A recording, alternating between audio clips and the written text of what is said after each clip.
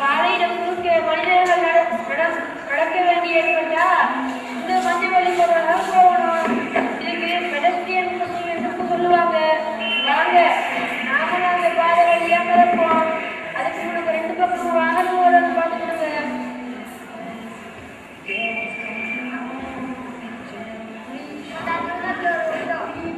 வாங்க டக்குனு தந்துடுவோம்.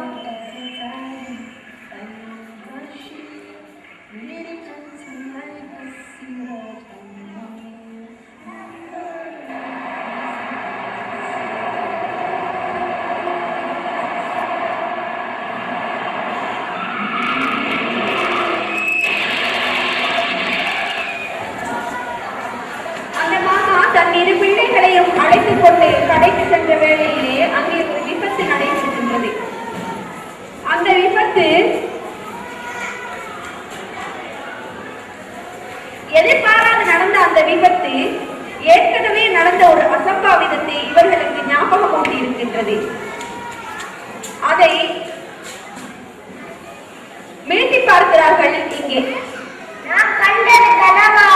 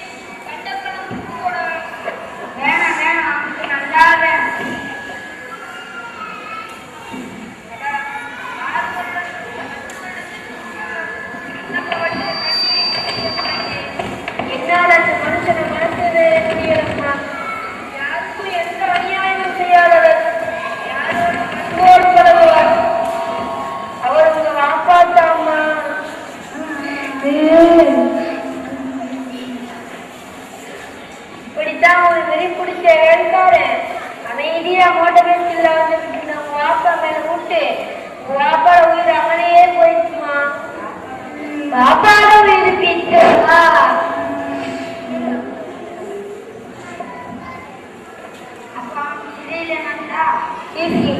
அவருமா சிறையில் இருந்தான்.